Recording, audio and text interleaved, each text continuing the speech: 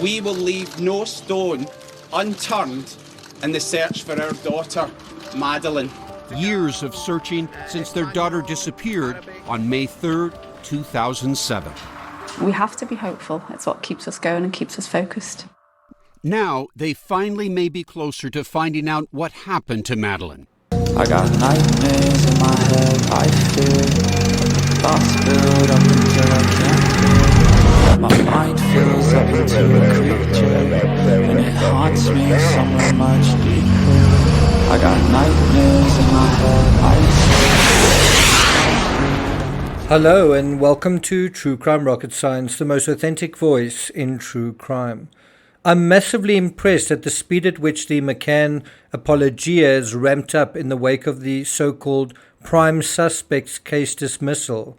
I think it's inevitable that the pendulum of suspicion swings back now towards the parents, certainly in some quarters, and this article is meant to counter that narrative, if not control it. I'm talking about this article in the Independent. Jerry McCann broke the secrecy code and briefed me on what had really happened that night. Spoiler alert, Jerry breaking his silence, in inverted commas, about what really happened is basically just Madeleine's father telling a British journalist what we've been told all along for 17 years, that Madeleine was abducted. So not much of an exclusive scoop there. And that only came out in September 2007. What I find terrific about this piece in The Independent, published just a few hours ago, well, at the time of writing, it's taken me over a day just to respond to it. Although it is published behind The Independent's paywall, it provides an excellent exemplar of the British media's overall position on the case. What do they think about the dogs? What do they think about the car hire? What do they think about the DNA evidence? It's a very succinct summary of why this investigative writer, who admits he's been described as a shill for the McCanns, but I mean, what is he doing here but more shilling on cue? But also why other British reporters have come to the same impeccable, unimpeachable, unassailable, immaculate, and quite frankly, perfect conclusions on this case. So what do I want to do in this video? I want to examine the latest overview, the latest review of the McCann case via this article that more than a little mischievously implies that the Bruckner saga was one of many false starts, only to double down on the McCanns' unassailable, unquestionable, undeniable, and doubtless innocence. Before we get to that, if you haven't subscribed to the channel, please do. Again, bear in mind, I've traveled to Praia da Luz in person. I've stood in front of apartment 5A. I've retraced the abductor's route, and I've written a couple of books about that. The book that revisits Praia da Luz and my research on the ground is called Deeper into Darkness. I'll put a link to that in the description. If you're finding this analysis worthwhile, please like, share, leave a comment. You can also hit the thanks button, and let's get started. Now, just for context, I want to point out that the same writer who wrote this article has been pleading the case for Lucy Letby's innocence, certainly based on this article, one of the worst child murderers in British history. Now let's jump into the McCann case, starting with a little thinner. These are his words. The complete acquittal of Bruckner on all 5 charges doesn't make the allegation that Bruckner should be the prime suspect in the Madeleine McCann case a little thinner. He may very well fall away entirely as the scapegoat of the moment, and then what? Who's going to come next? Because there have been quite a few. Robert Murat was the original, the first. That's clearly the position of multiple German judges, people trained to follow facts and evidence, and they clearly found, to their credit, the witness statements had virtually zero value in Bruckner's case. So please don't minimize the significance of Bruckner as the poster child for the Madeleine McCann case, the patsy par excellence, as having become a little thinner. It's become a lot thinner. Then the next section, the British media's smear campaign failed in Germany. How long would you say this bumper-to-bumper coverage of Bruckner as the prime suspect has been going on? 2 years? 4 years? The BBC was just one platform that sang Bruckner's prime suspect status from the rooftops. And you might remember that was during the BBC's Panorama program. The article actually mentions that, quote, "You may think the judge was right to draw attention to the way the prosecution have sought to use the media to influence public opinion. What I think's awesome about this judge was that is exactly what happened. I mean, the prosecutor actively participated in countless interviews, even with Australian media. I mean, he was everywhere, this Walters dude, trying to make the case, even though the case was sub judice. I mean, it was actually extraordinary to see. During the BBC's Panorama program at the end of last year, I think we're talking now about 2022, with Bruckner's new trial imminent, well, we're almost at the end of this year, so maybe now would have been a better time to make the case, except he would have looked as though he had egg on his face if he'd done this now, with Bruckner having been acquitted. In any event, Walters, the chief public prosecutor for Braunschweig, repeated his claim that we think Bruckner was involved in the disappearance of Madeleine McCann, and we think that he murdered Madeleine McCann. Now, we think doesn't necessarily mean we know. And can anyone say he has proved that? Alas, as we've seen, to no avail. Yeah, we have the Telegraph repeating the allegations. Now, this is what is so asinine, is repeating the allegations, not the charges, the allegation that Bruckner murdered Madeleine McCann, just a few paragraphs after their opening about the case against him being a little thinner. Well, it's not a little thinner if they can help it. Maybe they can help thicken up the case. But what makes this so tragic and so stupid is that you repeating these allegations after this guy's been acquitted. Didn't you learn anything? Don't you respect what the lawyers and the judges have found in a German court? The article continues, but if there's evidence to make such a public declaration, why hasn't Bruckner ever been charged in Madeleine's disappearance? Just so. And if there's no evidence, why has the prosecutor repeatedly asserted his belief in Bruckner's guilt? Why, indeed. And then the article takes a decisive turn. Instead of remaking the flimsy case against Bruckner, it represents the case for the McCanns. It represents why they are innocent and beyond even the slightest scrutiny all over again. Once again, this is rumour control. Here are the facts. And of course, this is what this article is trying to assert. We're going to set the record straight. This is where we stand. In effect, we're going to control the narrative. We're going to try and take or seize control of the narrative. And he starts off by saying the McCanns endured a trial by media. It's unfair to say Bruckner had a trial by media. What about the poor McCanns? So he writes, trial by media is a familiar and discordant ring in this case. That is exactly what Jerry and Kate McCann were subjected to over 16 years ago by Portugal's Polícia Judiciária. Now, doesn't this journalist suffer from amnesia? Has he forgotten that the Madeleine McCann case became the most reported missing persons case in modern history? Did that just happen? Did that happen by accident or by design? Did he forget that within hours of the incident, the McCanns gave a press conference to the media right outside their own hotel, and then those press conferences never stopped? In fact, the media circus got such a fast start that rumors quickly swirled that the McCanns had alerted the British media even before calling the police, a fact Kate McCann even brings up in her own book. She writes, quote, at some point before the PJ left, that's the police, a retired British couple in a nearby apartment lends him, that's one of the McCann's friends, their computer, and he sent an email to Sky News alerting them to the abduction of our daughter using an address listed on their website. So even before the police have left, the friends of the McCanns are already framing the whole thing as an abduction. The police haven't even finished their first preliminary visit, and now let's talk to the media about this. So I'm sorry, doesn't it seem that the reality here is that the media was contacted even before the police had left?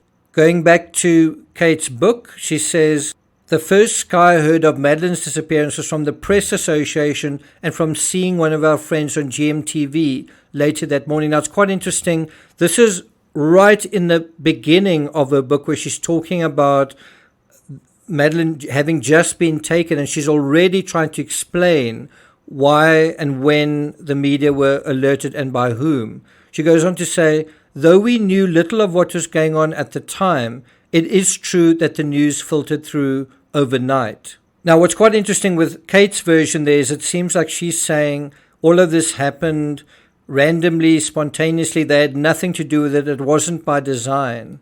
Kate McCann's friend Rachel contacted a friend of hers at the BBC seeking help and advice, and several friends in the UK informed the press sometime after 7 a.m. So it seems like everyone is informing the press except the McCanns. So do you think the McCanns didn't want the press to be alerted? So I think what we can say is that the news filtered through overnight in no small part due to the McCanns themselves and their respective families engaging with the British media as well. And this media blitz caused such a furore that within a very short time, the British ambassador was on site making a statement. Britain's ambassador to Portugal would not put his weight behind the idea this was definitely a kidnapping. Is your working assumption that this is a case of an abduction? I don't think we can make any assumptions at this stage. But do you see the cat's already out the bag? You've already got the friends of the McCanns engaging with various media, all saying the same thing. Madeleine was abducted. The cat's already out the bag. The story's already gone around the world a couple of times. So the momentum has already been generated. And that's really been the problem with this case all along, is the assumption that it was an abduction, and how dare you consider any other possibility. In other words, don't keep an open mind, don't be curious, assume one thing and don't assume anything else. And that is actually what the Portuguese police initially did. Just like the police in the Ramsey case, they in the beginning followed the cues of the parents, the suggestions, the inferences, only to find that a lot of these ended up being dead ends. And hasn't Bruckner proved to be yet another dead end? Now again, coming back to this idea that the McCanns were victims to the media circus, they had nothing to do with it, the media just turned up at their door, and what could they do? Well, we know the McCanns hired a small army of PR spokesmen and women, not to shut down the media, but to actively engage with them. Look at this article from Vanity Fair, which touches on this issue directly. Indeed, Woolfall recalls Jerry saying shortly after he arrived, "My biggest fear is that this could be a weekend story. British girl taken from Portuguese resort. A terrible story, and then that's it."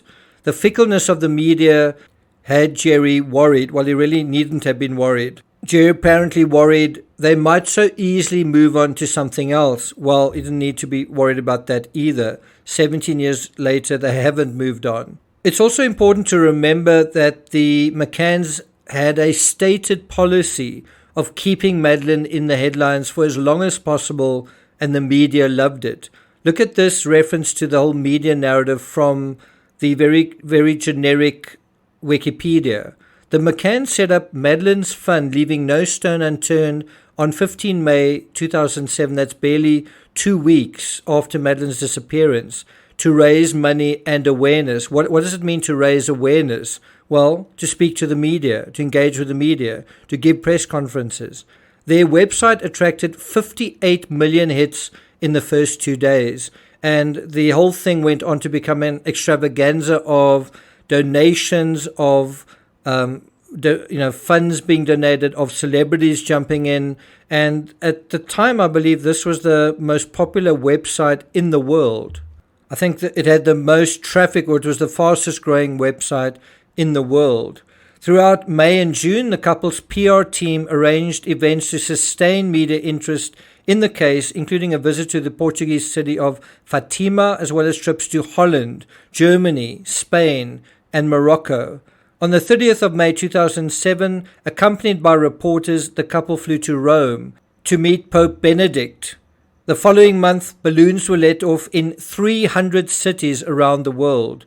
So really, are you going to say that they were victims of the media circus? They were running the media circus, weren't they? By early June, journalists were voicing concerns about the sheer professional of it, meaning the sheer professionalism of the PR campaign in the midst of this tragedy. Placing Madeleine on the front page of a British newspaper would sell up to 30,000 extra copies. She appeared on the cover of People magazine on 28 May 2007, the same month that she was taken, and on the front page of several British tabloids every day for almost 6 months. Just think about that. And overnight on Sky News, it became one of 3 menu options on Sky News, but besides UK News and World News, while there was the news about Madeleine. Between May 2007 and July 2008, the Portuguese tabloid Correio da Manhã published 384 articles about Madeleine. That's roughly 1 article every single day. By June 2008, a search for her name on YouTube returned over 3,680 videos and 7 million posts. Now, Jerry himself, if you remember, started blogging daily. But what's often forgotten is that Sky News was called literally within hours of the incident, and the media narrative was contaminated then already by rumors of a break-in. Vanity Fair even mentioned one of the most visible of the McCann spokespeople, Clarence Mitchell. By October 17th, I think in 2007, he spoke at Coventry University. His topic, Missing Madeleine McCann, the Perfect PR Campaign. Now, what's often forgotten is that the media shitstorm had the result of intimidating witnesses or otherwise drowning out what they said in a narrative effectively controlled by the McCanns. Think about Tanner Mann and Dr. Julian Totman, who was sort of jumping up saying, "It's me. I'm the guy that you drew in that picture." And yet, despite that, 5 years go by before the police kind of go, "Oh, we made a mistake. It's that Tanner Man is not the right lead here." Is there another sighting we need to pay attention to? And then, well, why is the other person, in terms of that sighting, been so silent? So overall, for this reporter to say the creators of the media circus were victims of it is more than grossly disingenuous, wouldn't you say? And for him to put the word secrecy code in his headline, given just the amount of talking about this case while it was being investigated, as if the McCanns maintained a discreet silence while waiting for the case to be investigated. Is that accurate? Again, just for context, look at this article in Vanity Fair. Actually, reporters noticed Jerry seemed to interact avidly, that's with the media. Within a week, the media ranks in the tiny village swelled to 200, Dutch, German, Spanish, and Portuguese, nudging their British and American counterparts. Until very recently, Sky News covered the story in such depth that the top 3 offerings on its website were UK News, Madeleine, and World News. The Portuguese police had never seen anything like it. What more than that? So in this analysis so far, I've only dealt with the media narrative so far as this article, this apologia, deals with that. What else? What is the giant gaping black hole in this McCann apologia? It's not just in this article, it's pretty much in all articles. And I'll give you a hint. It comes from this paragraph where he writes, "As I reported at the time, the PJ, led by its misguided chief investigator Gonzalo Amaral, had made a catastrophic misjudgment and abandoned the abduction theory." And we'll be dealing with that giant gaping black hole in the next analysis. So look out for that. Thank you for listening, and I'll see you guys next time.